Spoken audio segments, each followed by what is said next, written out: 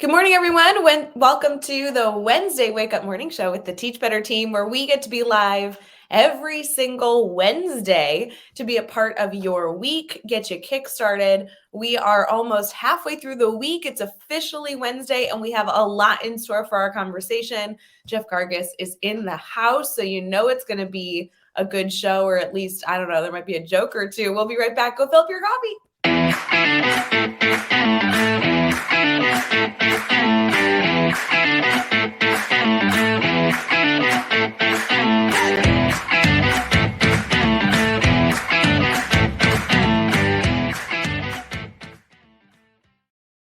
Good morning, everyone. We are live for our Wednesday Wake Up Morning Show with the Teach Better team. I am so excited to say good morning to you as I am in my fifth or sixth sip of this morning coffee. Jeff Gargas, how are you? One, I thought you were going to say fifth or sixth cup, and I was like, "Whoa, what kind of morning have you been having?" Whoa, I would love another cup. If somebody could come fill this up, that would be outstanding. Also, just curious if anybody else, when you said Jeff Gargas is in the house, part of my brain went to the old horror stories of the calls coming from inside the house. Dave calls you, he's like, "The Jeff's inside the house, Ray. The Jeff's inside," and I don't know. I thought it was a horror story. I don't know. We're not. It's not a horror story. No, we're not it's doing Wednesday Wake Up, and Good we're morning, streaming on. Good morning, Mark. Good morning.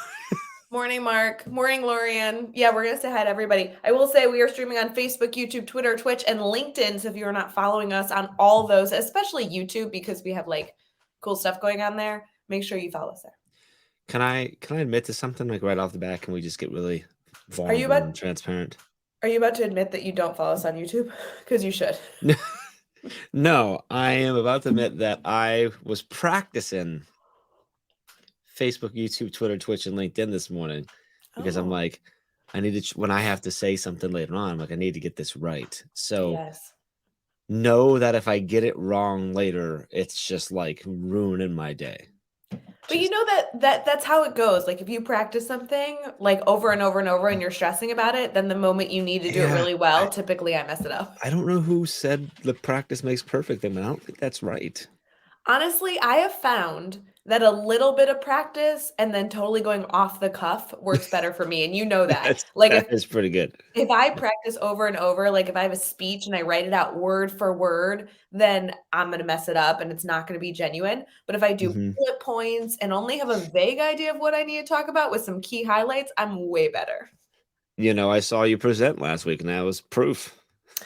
Oh, yeah, I did present last week. Jeff and I were in New Orleans, and the joke is, guys, I knew what I was presenting on, but every single time I'm with Jeff, he over prepares. So he's like, "Are you ready? Do you know what you're saying?" So the whole time I was like, "No, I have no idea. Do I have slides? I have no idea." And Jeff then came to the session. He's like, "Oh, you really did know what you're talking about." I'm like, "Yes." I never have any actual worry. I just enjoy it because you're like, "What kind of feedback do you have?" And I'm like, just do that every time. But I told him, I was like, "I have no idea. Hopefully they don't hand me a microphone." It was great. It was good. You didn't need a microphone either. You're very loud. Well, that's because I'm loud. Middle school teacher at heart, we like to yell and dance and jump around. And Jeff, I had cool shoes, so I was able to get around the room real easy. You did have some cool shoes on. Shout out to cool Nikes out there. I got my first pair of shoes that, I don't know, aren't slides the other day, and apparently it keeps your feet warm and they stay on your feet and you can do all this cool stuff. It's a big day for you. That was exciting. You know what, Jeff? Happy February 1st, by the way. Valentine's Day is coming up. We got through January. That's true. It is February. Amy's birthday's my wife's birthday's coming up too. It's the day after Valentine's Day, actually. Ooh, that's exciting. Yeah. Oh, well, there's so much to celebrate. Exciting month. Yes. It's such an exciting month. There's a lot of exciting things that we haven't told our team about that's going on. Are we telling them right now?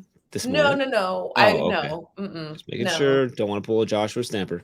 Yeah, don't pull Joshua Stamper and share spoilers. We do need to talk about what's going on in February, but that feels way too official. We're only 4 minutes in. Can we talk about this thing that happened to me last night? Sure. What happened last night? Hi, guys. Good morning. I have a complaint. I don't know that it's a complaint, Jeff. It's more like an observation that I found creepy and yet respected. That's where I'm at. Okay. I can't think of an example of something to here's what happened. So I fell asleep without an alarm set. Terrible idea, right? Yeah, not good. So I woke up kind of in like a panic and was Like like, woke oh up my this morning or goodness, woke up like in the middle of the late night. last night? Okay. Woke up in the middle of the night and was like, oh my gosh, I don't know that I set an alarm. But in my, my room, it's like the dogs are sleeping. I don't want to like cause a stir. And to be honest, I didn't really want to fully wake up. I just wanted to like Sure. half wake up, set an alarm, and go back to sleep because like 1 Yeah. a.m., right? Yeah. So I lean over to, I don't want to say her name, the music box, the thing that talks to me, starts with an A, rhymes Your with Amazon Alexa. thingy. Yeah, my Amazon thingy. And I whispered because I was trying to be quiet myself. I whispered, She whispered hey, back. hey, whatever, can you please set a alarm for 5 a.m.? Yeah. And she whispered back. Did you whisper know? mode. Did you It's know whisper that was mode. a thing? Yeah. It's made for exactly that, so that if you don't want her to reply loudly, because maybe you have it turned normally very loud because you're running around and you have music playing and stuff, you're able to whisper, and then she doesn't wake the dogs up or wake up everyone else in the house. Yeah, we do that. But that's the thing. There was this moment where I was like, good job, girly. Nice job. And then there was this other moment where I was like, oh, that was so creepy and unexpected, and I don't know how I feel about that. Do you ever thank her? Do you thank her? I thank her all the time. I did, and then she whispered back, She's like, anytime, Rae. I'm always watching. That's the thing. Always So like, there's those, I don't know what it's called, but there's those things on like TikTok and Instagram of people just doing like really quiet sounds. It's like ASMR. There we go. I felt like we were having a moment. And I'm like, no. You can be you, robot in the corner. I just need an alarm set, and then I'm going back to bed. She whispers, don't worry, your hair looks great. It's so creepy. I like this comment right here. This comment here from our Facebook group. And by the way, if you're not in our Facebook group, you can go join for free over at teachbettergroup.com. We have like over 7,000 educators that hang out there. It says, we whisper to her all the time. My kids think it's funny. Okay, it is funny if you know it's coming. If you like in the middle of the night. You must have whispered it because you were trying to be quiet. Yeah, so that's how you discovered, huh? That's funny. It was so creepy, and I just want you to know that if you've gotten nothing out of today's video, I want to go whisper to your music box. That's all I'm saying. You told me that this was a complaint. I don't hear a complaint anywhere. I think it's... Or is a complaint on how long it takes you to figure out how cool things are? No, my complaint is that like you just discovered Nikes. Now you're discovering things that I don't think A-lady says. I don't think robots should respond in a way that is human-like without a warning. That's all I'm saying. Like, I know what to expect out of the really annoying thing that I have in my house. And when it reacts differently, it freaks me out. See, this person has a comment here. This comment says the first time hearing the whisper was surprising. Yeah, imagine hearing it at 1 a.m. Yeah. And I was using Alexa, not Google. But does Google whisper? I would imagine it probably does. Do you have a Google in your house, or are you all we have a whole bunch of Alexas. Yeah, I do too. That's what I'm saying. We have one in every room in the house. Yes. So can somebody message? And by the way, I feel like I didn't buy one for every room of the house, but then I kept getting like inheriting them because there was a time when this came out and people would gift it like crazy. And that I just feel like I got too many that now there is everyone in every room. I actually won our first one. I won it at a conference. I've never won anything ever. I put my business card in a raffle and I won it. See? That was the first one I got. And I'm like, and that's the one that's upstairs. And then bought one during like I don't know, one of the Amazon sale when it was like super cheap. And then the kids really like it. And I'm like, oh, well, I'll get one in each one of their rooms. That way they can play music and they like to ask at the weather so they know what to wear and stuff. And then I'm like, well, we might as well get one in our room too. And then I have one in my office too. So this is not an ad because it would be the worst ad of all time because I'm actually not happy with the thing.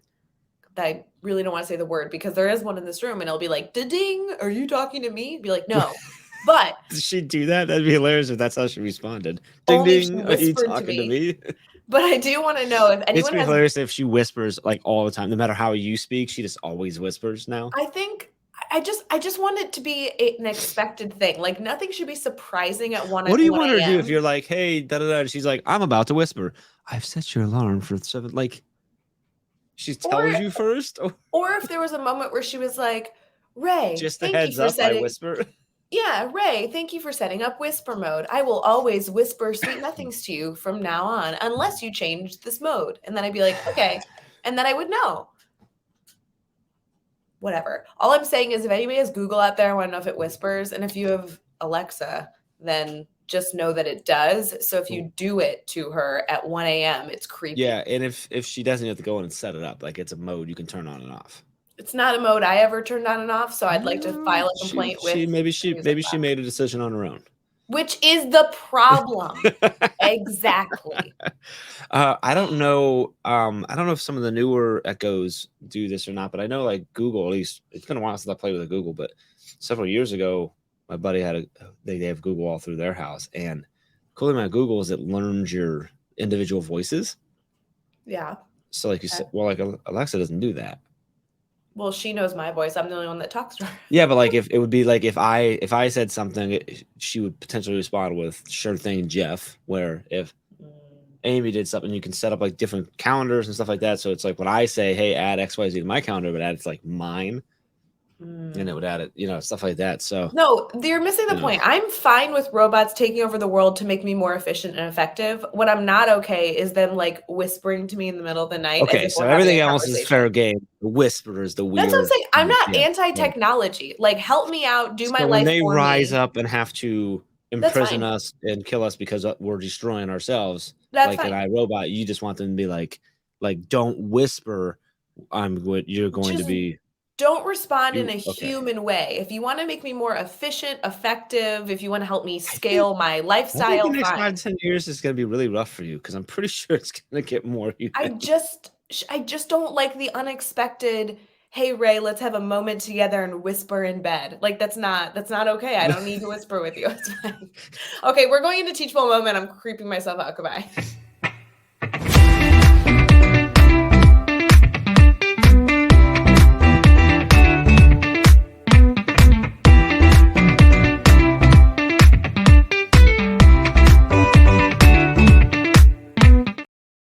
Jeff, I really wanted to move on, but the comments are blowing up. I was gonna go, welcome back. It's the Wednesday War with Teach Better Team. We're live on Facebook, YouTube, Twitter, Twitch, and LinkedIn. I'm so glad you guys are here with us today. Awesome Wednesday so far. But I just want to comment. Someone, I don't know who it was because they're in a group and Facebook likes to give you your cool little blank avatar. Just ask. Google does not whisper.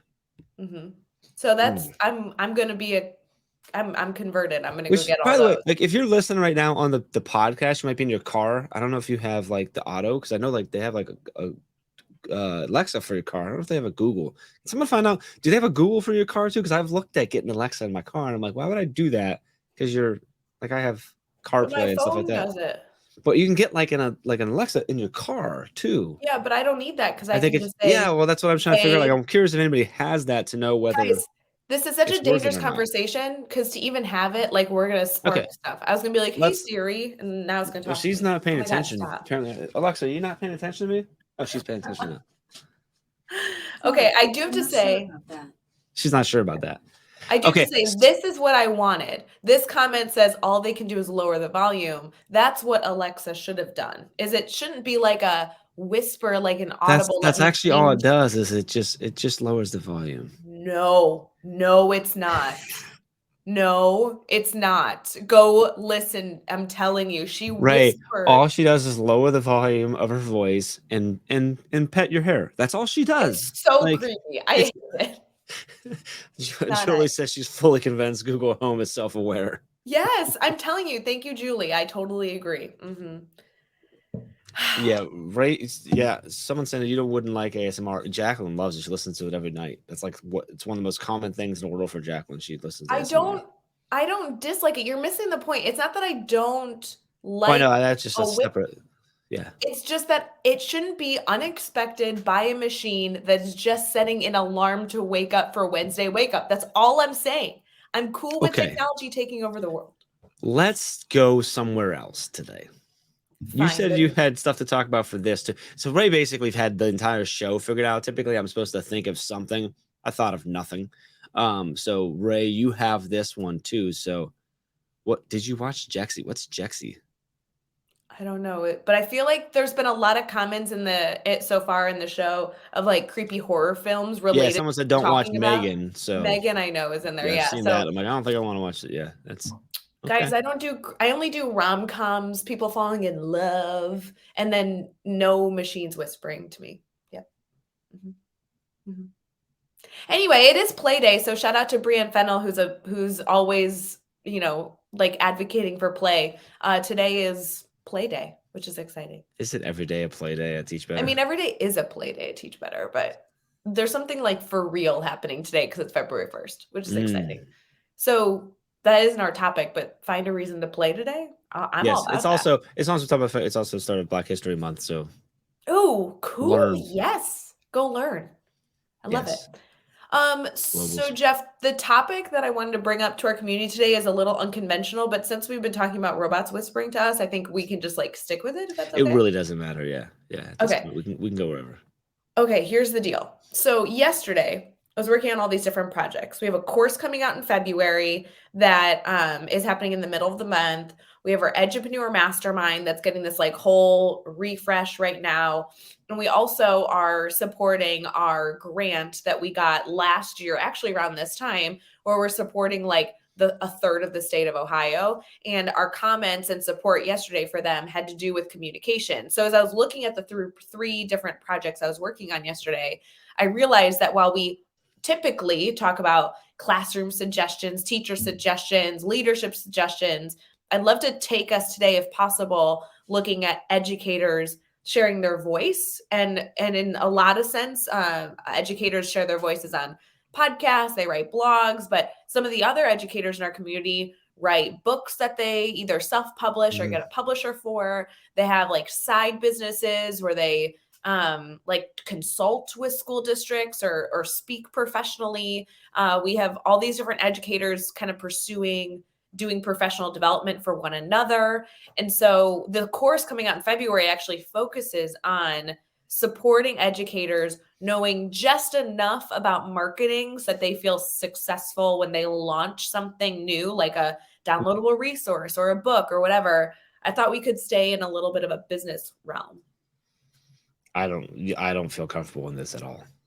That's not true because you taught me everything I know. I don't agree with educators sharing things or trying to increase their impact or doing any of that stuff. So you couldn't even say that with a straight face. You literally couldn't even say it with yeah. No, I love this this topic. I had like 3 meetings yesterday that were with miscellaneous people that are trying to do stuff like this. I love it. And I know we don't talk about it very often because I know that like as a full family, we talk like education and we try and share everything for free related to really like instructional practices and also anything that works in a classroom to better support our kids. Yeah. And yet I feel my job, your job, I know Josh's job, so many of us on the team actually have this whole other component of our life where people either reach out to us or join communities that are actually kind of hidden within Teach Better to help you with some business stuff too. And I do think that this relates to educators being even more successful in the classroom because you're kind of looking at education with a different perspective, but it is seen as kind of dirty or like wrong to see education as a business. But so many of the people in our community do have small little business roles within this field, whether it be because they're managing a budget within their district or they're pursuing something where they're trying to get something out into the world. And frankly, even just like sharing something out into the world can be viewed with a business lens. So there's I was wondering if we could just kind of dive into some of this. I don't know what direction you think is most interesting, but I know that educators meet weekly within our group and our Edupreneur Mastermind to talk about this stuff. So seemed valuable. Yeah, I don't know where we want to go with this, but there's a lot, and you kind of touched on a piece of it. Maybe we'll start there and then see where it goes. And that's and I actually had a conversation last night. It was funny. I had a conversation last night, and there's 2 teachers, and the one teacher she shared something that they did with their business. They're still in the classroom, do this on the side, and she shared like how they set a pricing or a conversation she had. And she said, yeah, you see what I did there was like a business thingy, which one Yeah. just had like total Rae vibes, by the way. But like, it was this moment of it. We have this thing where like, as educators, we're like, well, I don't want to shame business. Cause that's not, because we have, as educators, you have a servant mentality, which it takes a very special kind of person to go into this field and to have that focus. And so if you start thinking about things like asking for someone to pay for you to do something or selling something or whatever, you get this kind of like, I don't know what the word, if you said icky, almost icky feeling, for lack of a better term, Yes. right? This like whatever. And But when we started, Chad had it, you had it, like yeah. we all, it was there. And for me, the key is to think like whether you're in charge for it or not, or you're just trying to build a brand to share something or whatever.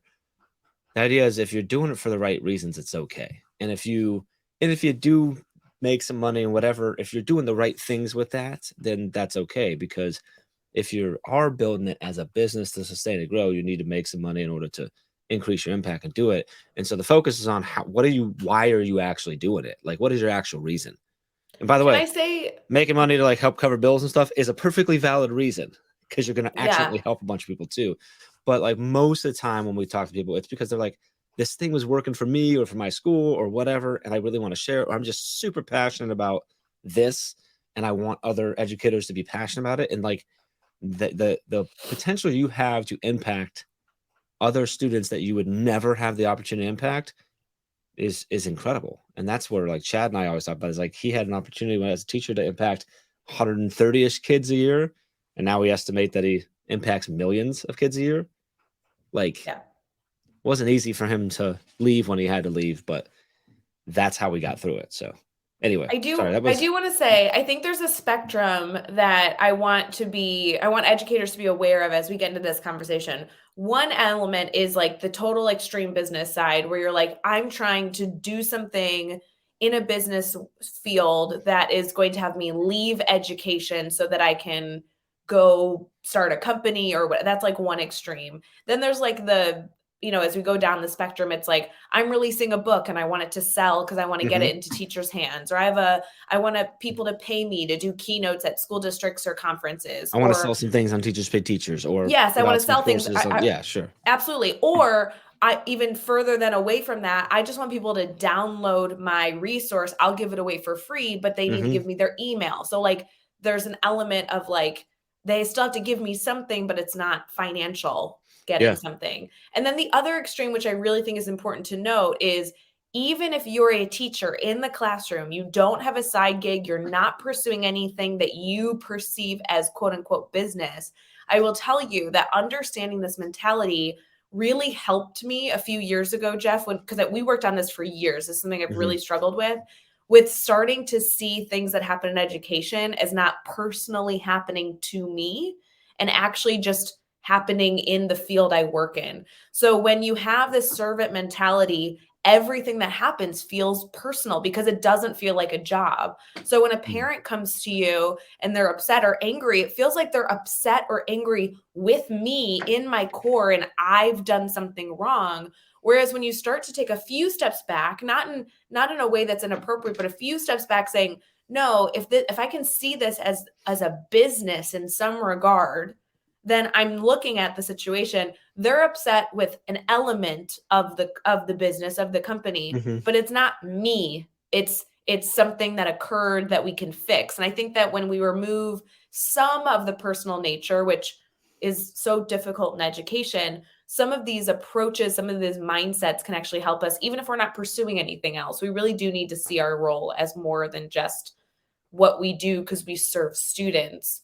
But it is our job and it's okay to kind of work within this scale. Yeah, I agree. So where do you want to go with this? Well, so I That's a kind of really good point. Yeah. I want to highlight a few things. One is we share tips about this all the time. So if any of you are ever pursuing any of this, whether it be right now or 10 years from now, please reach out because we love talking shop. And Jeff, I know our mentality is like you and I and Chad have made every mistake possible. And so not every mistake, but a lot of mistakes. We're working on all of them though. We're going to get them all eventually. Yeah. So if anyone is pursuing something, like let us tell you all the mistakes so that you hopefully don't make the same ones. Maybe you'll make different ones and that'll be, a part of life. And we can learn from that. Exactly. So the more the merrier. So feel free to reach out. But our Edupreneur Mastermind group meets every single week to essentially talk shop about this mentality, about this approach, I know I've even sat in on Edupreneur Mastermind where they're talking about vocabulary that I'm just not exposed to. As an educator, I have a undergraduate degree in middle level education, a master's in curriculum instruction. No one ever told me what SEO was until I met you. There's like business lingo that you guys have discussed. And then our course that I know is coming out here in a few weeks in the Teach Better Academy is literally just on marketing, but for educators. And so I'm not sure what would be most interesting, but I think a huge part of this is understanding that these conversations are happening. Yeah, and I think it goes back to, again, like the idea, like it doesn't really matter like whether you're trying to build it into something or you just want to share something for hopefully to impact someone else in some positive way. Like that's still marketing. Yeah. Like you don't think of it as business, that's fine, but like that's still marketing. You're still marketed in something. You're still promoting something. So things like you mentioned SEO, which is search engine optimization, which is making your content more likely to be shown when someone Googles something or searches for something on the internet. Like that's still an important piece. How you create the graphic design that goes with it, the language you use, the places you go, the way you share, the platform you share, whether you are trying to, if on the extreme, grow something that eventually will become your full-time thing, or simply just being like, or sharing your book, or just being like, this 5-minute thing I do in the morning, like killing it. Everyone in my school loves it. Maybe some teacher in some other state will do it. It's the same thing. And I think that's where the course really touches on, is like, it doesn't matter where you're at. Like, we're going to talk business, but you don't have to think that you're a business. You don't even have to go establish a business or anything like that. It's the same best practices that go into it, because in the end, whether you were trying to expose people and get their attention to get them to buy something from you, or expose people to something and get their attention because you want to change their life, it's the same. Now, there's some things that might go on that might be different, because when you go way over to this side, if you're all about the money, whatever, like some people, obviously we see people who do things that we don't agree with. And like, so that's not what we're talking about. We're talking about the actual tactics of like, how do you get in front of people? How do you share things, and how do you, whatever. So, and doing it authentically. Like, I don't know if that ends up being our focus today, and feel free in the comments if you have a direction you want us to go to share there, because we'll talk about anything that you're interested in. But I know a lot of the struggle that I've talked about with people I've met with recently, or it deals with the course as well, is not wanting to come off as salesy and disingenuous. We see a lot of people that, let's use books, for example, because people write books all the time. If I'm trying to put out a book and I know that the content in there, it's not inappropriate to want people to buy your product, because what I have in this book I know is valuable. It's going to change educators' lives and therefore students, and I want to get it into people's hands. But the time that it took to write it and the physical nature of it does require a financial commitment. You need to put $10, $12, $24 to buy this book.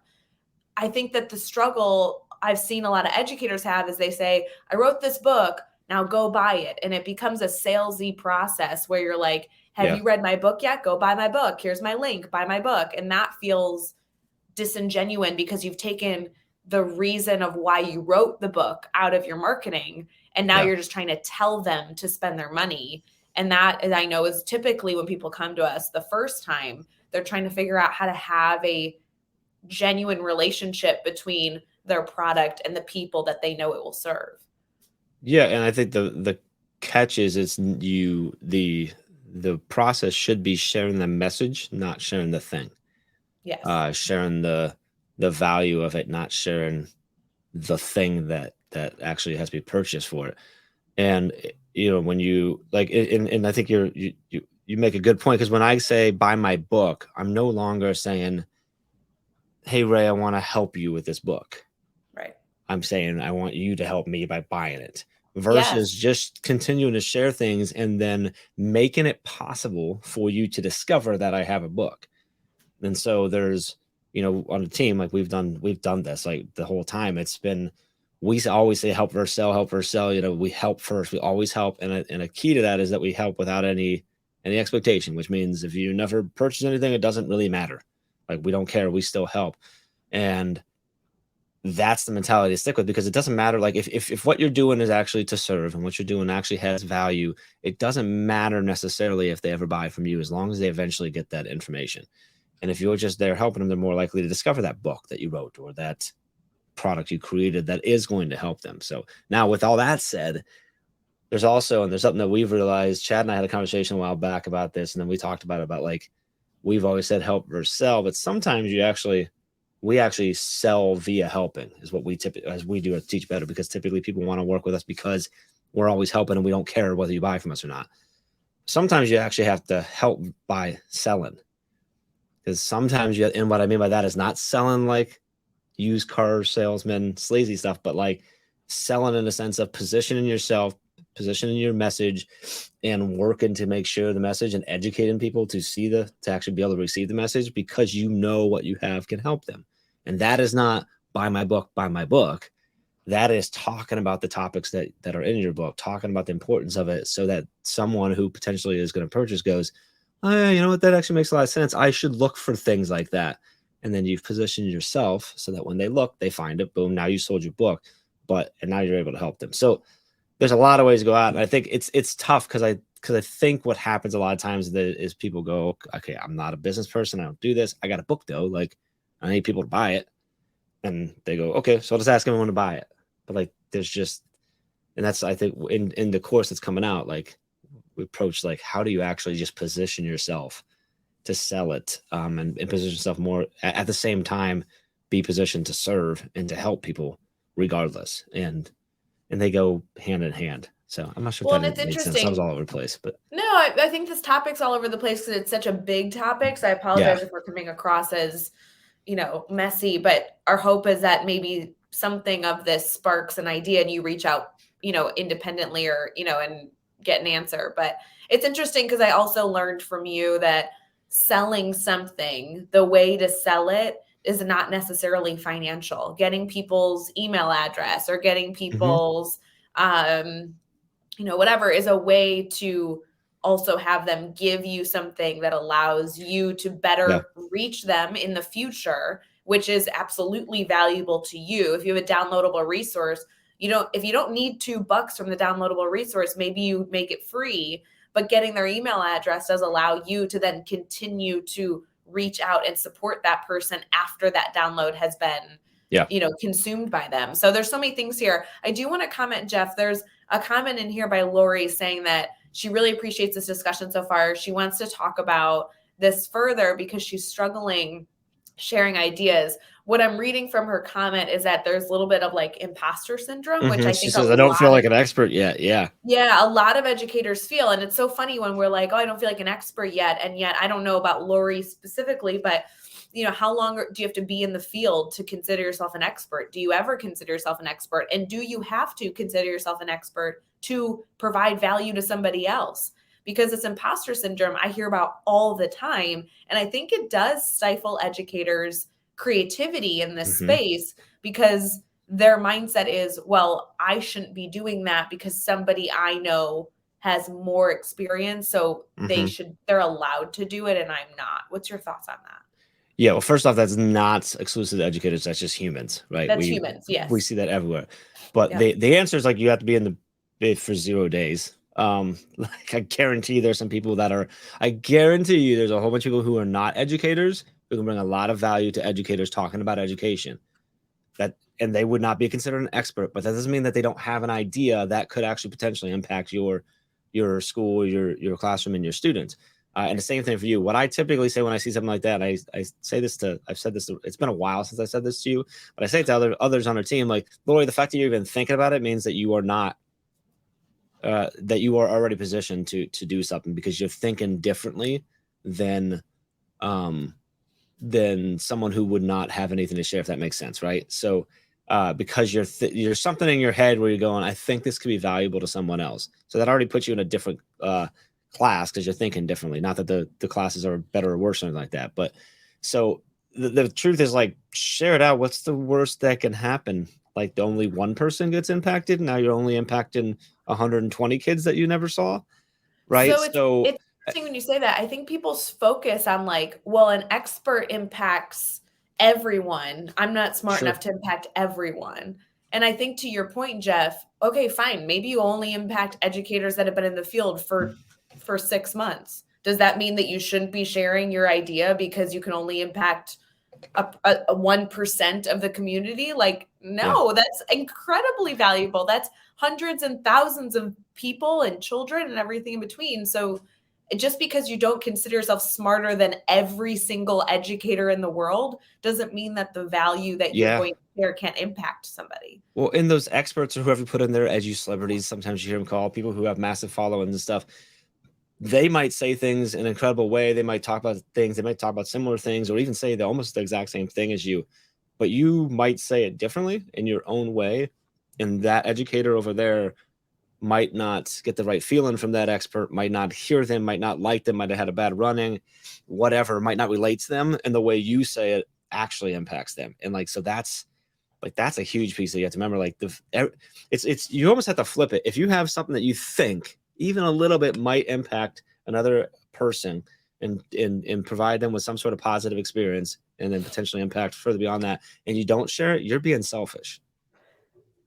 Like I'd actually argue like you're a bad educator for not sharing it. I'm going to go that far, because that's dramatic. If you're supposed to be serving and your goal is to serve kids and you're sharing that, you're writing that blog or writing your book or going on Twitter and saying, hey, I have a book, and sharing it, or taking the course and learning about it, whatever, if that has the potential to impact more kids and your goal is to impact kids and you don't do that, then you're a bad educator.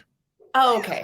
I will say, Jeff, to your point, I don't actually mean you're a bad educator. I like this concept because imposter syndrome is something that we could talk on forever. And maybe we should talk on this more frequently, because I know that so many of us on the team still feel it. I still am like, I have no idea why you like trust me and my ideas. But I do have those moments where I sit with an educator and something that I've said 100 times, they haven't heard yet. So when I say it to them, they're like, oh, that's really helpful. So the next layer of this is, once you've decided that you're going to move beyond this imposter syndrome, once you've decided that you can help in some way, how do you make sure that it reaches the audience that actually you're going to be impacting? And then that comes into like what the course is about, which now that you have this idea, now that you have this product, whether it be a idea that you want to share, a downloadable resource, a book, now that it exists, how do you make sure that somebody actually sees it? Because I know a lot of educators say, okay, I'm going to blog, I'm going to put myself out there. So they create their own website, they create their own blog, and then they see no traction. Maybe there's only 2 readers. And you're like, well, now I decided to do the hard step, which was share my voice, but no one's reading it. So now I feel unfulfilled because I didn't get to meet my hope and goal, which was to positively support somebody. So that's kind of like what the course is. That's kind of what the Edupreneur Mastermind, I know, focuses on in some regard, is once you've decided something, actually giving it traction to reach the people that you hope to impact. Yes. There's so many things we could go into about this. I just because any way we go could go a long ways. So I know. So someone did ask about the Edupreneur class. So it's a mastermind we meet. It's like a committed group that we meet every week and stuff. And we do cover a lot of this. So we have people that are in there that are in a wide range of that spectrum that Rae talked about. A couple people that actually have now full time, and some that are literally just trying to figure out, they have ideas and they haven't even started. So like it is that full range there, and we cover a lot of stuff. Right now we're really digging into like email marketing and stuff, but we cover a lot of stuff based on where everyone's at. So just answer your question. So if this is interesting to you, depending on where on the scale it's interesting, I would like to suggest maybe 3 or 4 different like directions you could take from this. Is that okay, Jeff? Sure. The first is you could go join the Edupreneur Mastermind, which you can get full details of at teachbetter.com. That does have a cost. It meets weekly, and there's like some deep dive content coaching experience there. I literally could not sing the praises enough of the people in that group that are doing incredible things. So I just want to highlight there's also a private community there, which is super valuable because it's in between the meetings, the sharing, the conversations going on. It's really, there's a lot. There's some awesome people in that group. So, and if you want to learn more about that before you pull the trigger, I would reach out to Jeff or Joshua Stamper, because they're the ones that tag team that group. So I can speak to it because I like to attend, but they can give you full details. So that would be maybe a next step if that's interesting to you. The other next step could be that we're releasing a course on this specifically about marketing, like sharing your voice once you have something you want to share. And that comes out here in a few weeks. It's a free course. So I hope you enjoy it. It goes into everything from designing the narrative of what you want shared to then finding the audience that you want to consume the story. So that exists for you. And again, we'll be out in a few weeks. And then the other element is just email us and ask if you have any of these topics. If we've said something that's interesting to you, or we used a vocabulary word that you're not sure what it means, please know that anytime you reach out to Jeff, myself, or anybody on the team, we know that it's because you're pursuing being better in an area, and we'd love to support you. So feel free to just DM us, text us, email us, and we'd be happy to share anything and everything we can to help you be successful. I think that this is a tricky topic sometimes to find a mentor or support group for. And I just want educators to know that the conversations are happening. And so if you're seeking that, we can make it happen. Yeah, that could have said it better, except for I will make one rule. When I meet with you, I'm going to just whisper the entire time. Oh my God, so creepy. Okay, let's move on. Let's highlight someone in our community. How about that? Let's do that.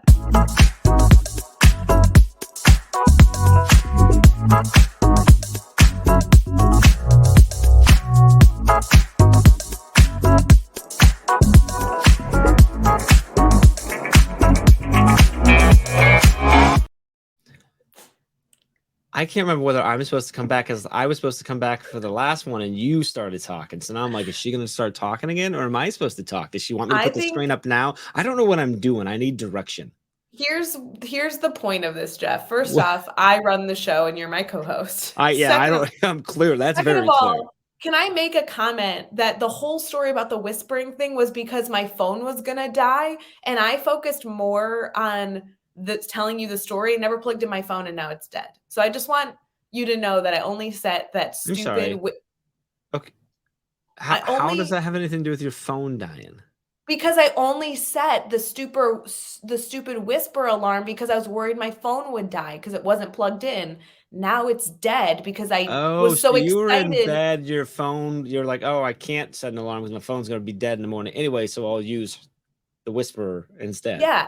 So in my mind, I'm like, you left that completely out of the story earlier, but so when I get up in the morning, I'll plug my phone in when I'm on Wednesday Wake Up. But I was so excited to tell you the story that now my phone's dead. So if anybody calls or texts me, I can't be contacted. She's gonna be like, "Don't worry, Ray, I plugged it in." Oh my God. Let's do the community highlight. Community highlight. Jeff, you're up. Let's talk. We met this guy.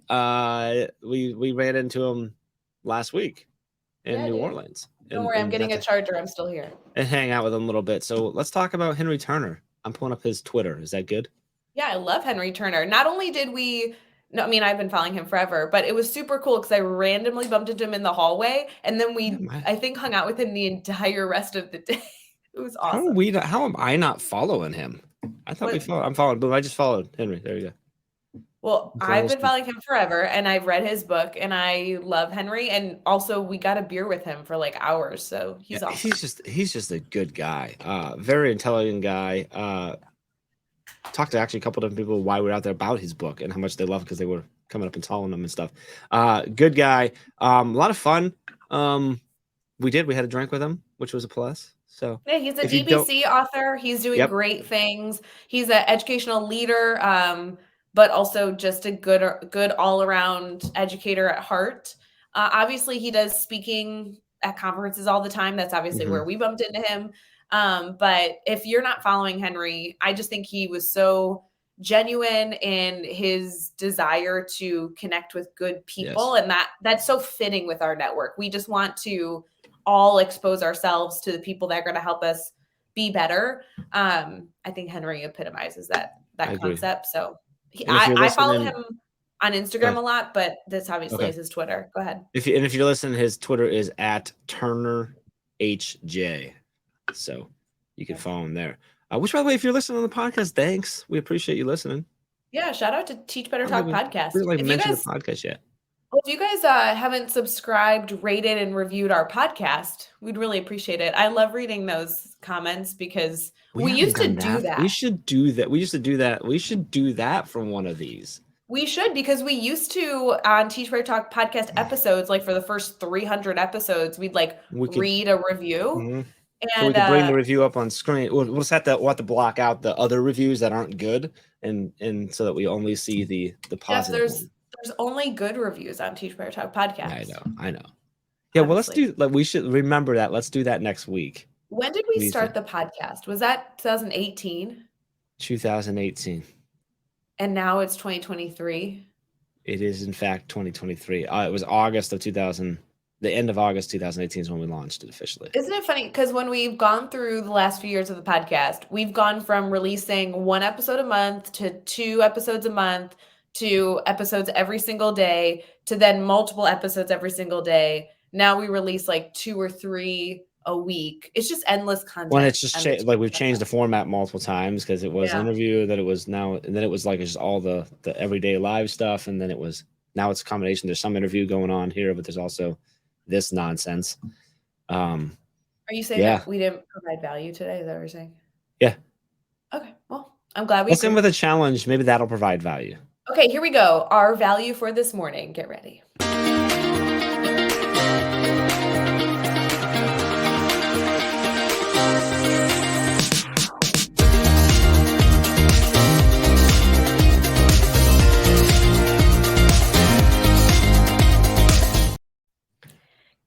Are you going to talk? Am I going to talk? I'm talking. Welcome back to Wednesday Wake Up with the Teach Better team. We are live right now on Facebook, YouTube, Twitter, Twitch, and LinkedIn. Ooh. You're welcome for getting that right.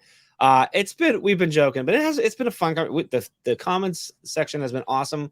There's conversations going on amongst people. There's sharing of all sorts of links and stuff in there. So go check that out. We've talked for the most part, we've talked. We talked about a lot of nonsense too, but we talked about this idea of how do we share things that either we want to turn into something, or we just want to try to impact, or we're just like, hey, this is cool and I want people to see it, or I wrote a book, or I wrote a blog, or I started a website, whatever. When you're sharing things out, and in my mind, it all comes to something that I like to talk about when I go to conferences, is this idea of increasing your impact. And so I want to encourage you, whether you're watching live, watching later, listening, whatever, to just take some point in the next few days and think, how can I increase my impact? And I want you to remember that sort of spectrum that Rae laid out. Like, you could go, hey, you know what? I think I'm going to launch something. I'm going to join the Edupreneur Mastermind. I'm going to do this. Or you could literally be like, you know what? I'm going to tweet more often and share out things that are working in my classroom, and share out books that I'm reading or passages from books that I'm reading. And possibly that what you're doing is literally just going, hey, you know what? I'm reading a bunch of educational books and things that are helping me be a better communicator or a better teacher, whatever. And I'm going to share things out. And if you don't see how that increases your impact, someone might read that the way you phrase it and go, you know what? I'm going to go buy that book now. And while that has nothing to do with you selling them anything, you actually sold them on that book, quote unquote, and you've increased your impact, because now they're going to go get that value that maybe they weren't aware of, or maybe they saw from the author 15 times, but that author said, buy my book. And you said, here's the value. And they went and got it. So it can go that way. You can blog with the team, whatever it is, just find whatever way you can. How can you increase your impact? And by the way, this could be as little as also as just peeking around a corner, whatever the room next to you, and be like, hey, I want to show you this thing I did yesterday that really worked. And I don't know if you're struggling with this thing, but maybe this will help you, and see where it goes from there. That, by the way, is literally how this team started. Is Chad said, I don't want to tell teachers how to teach. I want to say, hey, this thing helped me teach better. Maybe it'll help you. And that's literally how it started. So anyway, that's my challenge.